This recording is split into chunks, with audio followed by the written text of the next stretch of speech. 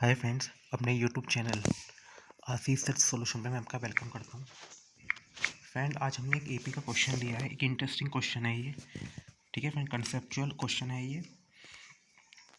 और हमें इसमें क्वेश्चन सॉल्व करने के बाद give reason for your answer. ठीक है फ्रेंड, पूरा मैं ऐसे रिटर्न करके भी दिखाऊंगा, रिटर्न करके किस तरीके से आपको ये लिखना है। ठीक है, क्वेश्चन इंटरेस्टिंग है तभी मैंने इसे टेक किया है बोर्ड के पॉइंट ऑफ व्यू से, और ये एग्जाम में पूछा भी जा चुका। तो which term of the AP -7 -12 -17 -22 will be -82? Is -100 any term of the AP? Give reason for your answer. ठीक है, मतलब सॉल्व करने के बाद हमने आंसर का आपको रीज़न भी देना होगा। ठीक है फ्रेंड, सबसे पहले तो मैं अब इस क्वेश्चन में पूछा क्या कौन सी टर्म 82 होगी, कौन सी टर्म 82 होने वाली है। ठीक है फ्रेंड, और क्या -100 भी उसकी टर्म हो सकती है, इसका रीज़न बताइए आप। क्या -100 उसकी टर्म हो सकती है एपी की, जो हम आपको गिवन एपी दी गई है। ठीक है फ्रेंड, तो अब मैं इसके समय नो वेस्ट करते हुए मैं इसके सॉल्यूशन पे आता हूँ। ठीक है फ्रेंड, एक ही इस वीडियो में हमने एक ही क्वेश्चन लिया और एक ही क्वेश्चन ये कंसेप्चुअल है। ठीक है फ्रेंड, इसको हम डिस्कस करने वाले हैं डिटेल में। ठीक है फ्रेंड, तो सबसे पहले क्वेश्चन लिखने का जो वो है, वो हम क्या करेंगे, गिवन एपी। क्या करेंगे फ्रेंड, गिवन एपी कि हमें एपी क्या दी गई है। वही जो हमें एपी है वो यही तो दी गई है जो आपको स्क्रीन पे दिख रही होगी, -17 -20 डैश डैश डैश। ठीक है, ये हमें एपी दी गई है।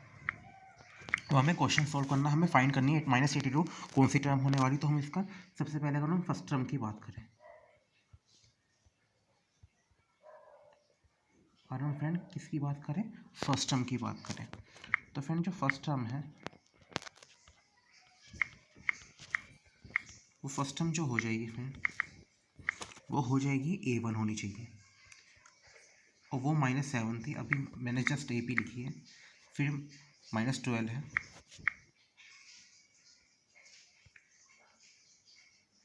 और A3 क्या है फ्रेंड, A3 है -7।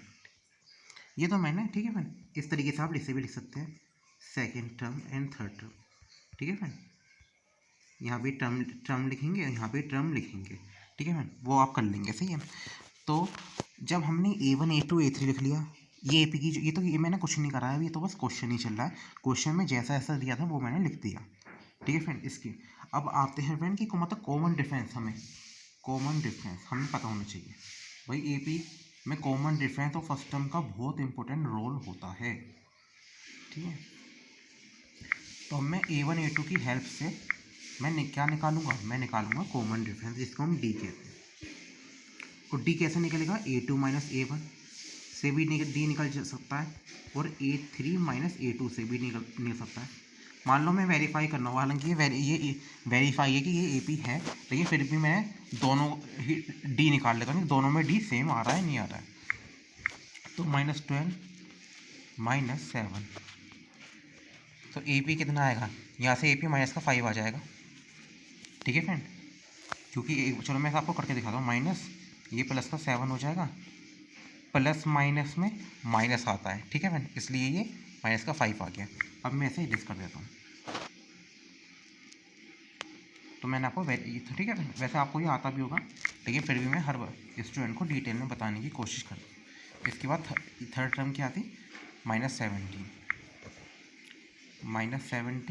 -12, आई थिंक ये भी ये प्लस का, हाँ ये भी माइनस का 5 ही आएगा।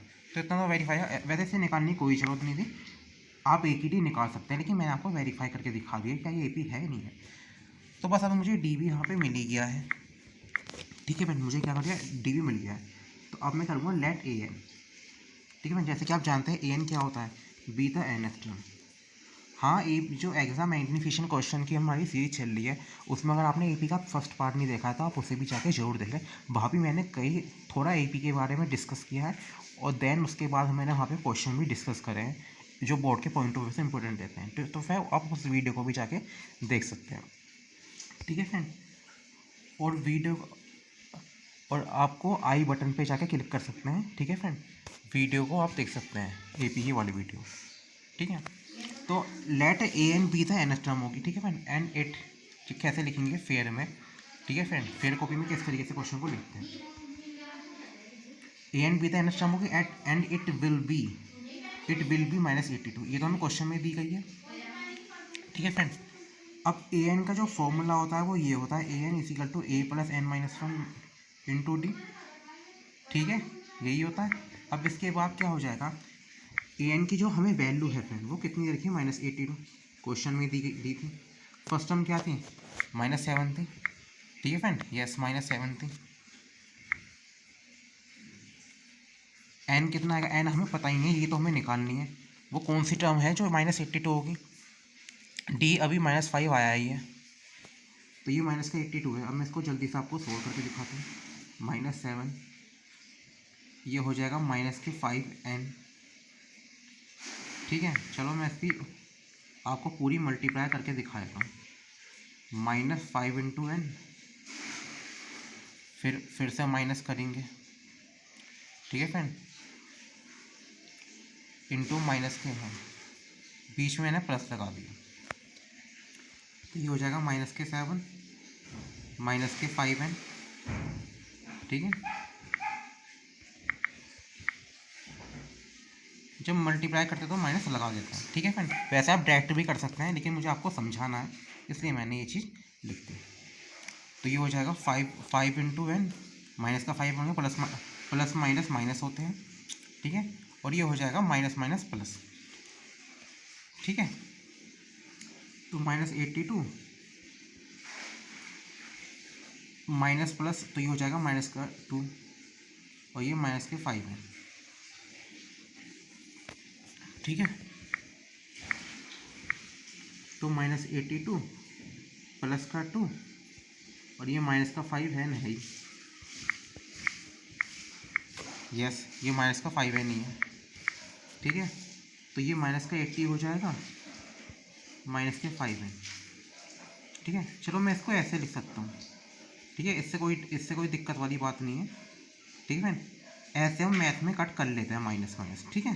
तो यहाँ से क्या आ जाएगा, n इजिकल टू 18/5 नीचे चले जाएगा डिनोमीटर में, ठीक है फ्रेंड, और 5 कंप्लीट डिवाइड हो जाएगा, 16 आ जाएगा। तो फ्रेंड आपने क्या यहाँ पर तो हमारे पास n इजिकल टू 16 आया, ठीक है। तो n इजिकल टू 16 से हमें पता क्या चलता है, तो फ्रेंड यहाँ पे देयरफॉर, तो फ्रेंड जो 16 टर्म होगी ना, क्या 16 टर्म, अब मैं आपको लिख के ही बताता हूँ ये, ठीक है friend. 16 term of A P, 16 term of A P इस क्या होगी, -82, ठीक है फ्रेंड। 16 टर्म ये है जो -82 होने वाली है, ठीक है फ्रेंड। एक काम करूँगा मैं, आखिरी में आपको वेरीफाई भी करके दिखा दूंगा क्या वास्तव में रियल में ये -82 16 टर्म होगी नहीं होगी, आखिरी में बताऊंगा, ठीक है। अब एक बार क्वेश्चन को पूरा सोल्व कर लूँ। आपको क्वेश्चन ये राइज होता है, क्योंकि क्वेश्चन में साफ कहा गया है कि अपने क्वेश्चन का ना आप रीज़न भी दे देना, गिव रीज़न योर, रीज़न किस में अब, ठीक है। यानी मैंने क्वेश्चन यहाँ पर सोल्व कर लिया, यहाँ तक मैंने सोल्व, अब इतना पार्ट बचा है क्वेश्चन का। क्या -100 इस गिवन ए पी की टर्म होगी, -100 any term of A P, इसका मुझे रीज़न आपको बताना है। अब आप देखिए फ्रेंड, आप किस तरीके से आप लिखेंगे, मान लो फेयर कॉपी में, ठीक है फ्रेंड। तो फ्रेंड जो 20 नंबर्स हैं, 20 नंबर कौन से जो हमें नंबर दिए गए हैं ए पी में, जो ए पी है, ठीक है फ्रेंड, जो हमें क्वेश्चन में ए पी दी गई है। 20 नंबर मान लो आर नोट, छोटी सी लाइन लिखूंगा मैं, ज़्यादा थोड़ी मैं लिखवाता भी नहीं हूँ। दीज आर नोट फैक्टर, ठीक है, ऑफ 5। भाई -100 आने की पॉसिबिलिटी तभी तो होगी जब 5 का वो मतलब डिवाइड भी हो जाए उससे, ठीक है फ्रेंड, तभी तो पॉसिबिलिटी होगी। अब -100 कोई टर्म आने की नहीं है, क्यों नहीं आने की, जो हमें ए पी में नंबर दिए गए ना, -7 -12 -70, मतलब जो ये नंबर्स दिए गए हैं हमें फ्रेंड, ये फैक्ट 5 के वो नहीं है मल्टीपल, ये 5 के क्या है फ्रेंड, ये मल्टीपल नहीं है, ठीक है फ्रेंड। मतलब मल्टीपल नहीं करके मैं मुझे, these numbers are not factor of 5, these numbers are not factor of 5 के है ही नहीं, ठीक है। मल्टीपल भी ठीक है फ्रेंड, फैक्टर ऑफ 5 के फैक्टर है ही नहीं, ठीक है फ्रेंड, ठीक है। तो आप -100 विल, ठीक है फ्रेंड, तो इतना मैंने लिख दिया आपको, तो हैंस, तो रील को इतना भी मैं इसलिए लिख रहा हूँ, वैसे मैं बिना थ्योरी के भी क्वेश्चन सोल्व करता हूँ, इसलिए लिख रहा हूँ क्योंकि क्वेश्चन में रीज़न पूछा गया है, रीज़न में हमें थोड़ी लिखनी पड़ती है, थोड़ी लिखनी पड़ती है, ज़्यादा थोड़ी नहीं लिखनी पड़ती, ठीक है friend.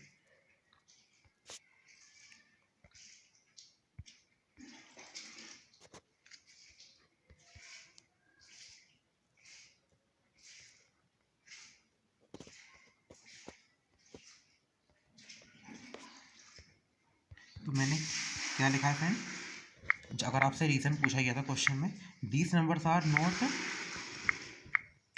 Not factor of 5, hence -100 will not be a term of the given. एक सिंपल सी बात है, ठीक है, फैक्टर हो ही नहीं रहा 5 का वो, तो यहाँ पे तो ये कंप्लीट सॉल्यूशन होता है, ठीक है फ्रेंड, सही है।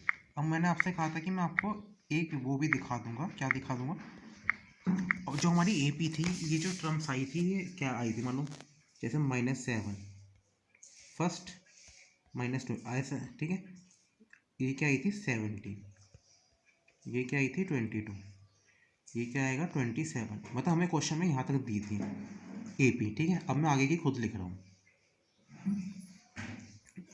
-37, ठीक है फ्रेंड, -42, -47, -52, -57, -62,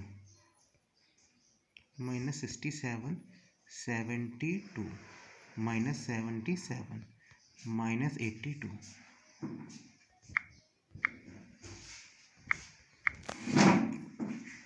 ये 1, ये 2, ये 3, ये 4, ये 5, ये 6, ये 7, ये 8, ये 9, ये 10, ये 11, 12, 13, 14, 15 और ये 16, देखा, यानी इससे हमें ये पता चलता है कि हमारा आंसर ही वेरीफाई हो गया, कि जो 16 टर्म अभी हमने निकाली है ना, ये वाली 60 टर्म माइनस की 82 आई है, ठीक है फ्रेंड, और ये मैंने वेरीफाई भी करके दिखा दिया आपको क्वेश्चन में, जो हमें क्वेश्चन दिया था क्या, ठीक है फ्रेंड। तो 16 टर्म जो है ना हमारी, वो -82 आई है वेरीफाई। अब आप सोचेंगे सर हमें पेपर में ऐसे भी लिखना होगा, नहीं, आपको ऐसा लिखने की कोई ज़रूरत नहीं है, ये तो मैंने ऐसे ही वेरीफाई करके दिखा दिया, एग्जाम में ऐसे नहीं लिखते, ठीक है फ्रेंड। ऐसे तो कितनी AP दे देंगे, बड़ी AP क्वेश्चन में कुछ भी दे सकते हैं, तो ये सुना वहाँ तक AP लिखेंगे, तो मैंने ऐसी छोटी टर्म कम थी, इसलिए मैंने लिख के दिखा दिया कि वेरीफाई भी हो रहा है, -82 आएगी कि नहीं आएगी, इसलिए मैंने लिख के दिखा दी कि 16 टर्म ना -82 आई रही है। ऐसे आपको एग्जाम में करने की कोई ज़रूरत नहीं है, ठीक है फ्रेंड, टर्म कम थी इसलिए मैंने लिख के दिखा दिया। तो फ्रेंड डिटेल में समझाने की कोशिश करिए इस क्वेश्चन को, मैंने आपको कैसे लगी वीडियो आप जरूर बताइए, ठीक है फ्रेंड। और आगे और क्लास 10 की और भी important video, exam verification question की सीरीज़ जो चल रही है, कई इंपॉर्टेंट पोलिनोमियल और क्वाड्रेटिक इक्वेशन हो, उसकी वीडियो भी आप उसे भी जाके देख सकते हैं, ठीक है फ्रेंड, चैनल पर अवेलेबल है, ठीक है फ्रेंड। और आपके मोटिवेशन की बहुत ज़रूरत है, ठीक है फ्रेंड, न्यू चैनल बना रखा है, अगर चैनल वीडियो अच्छी लगे तो सब्सक्राइब जरूर करें चैनल को, ठीक है। Thanks for watching this video.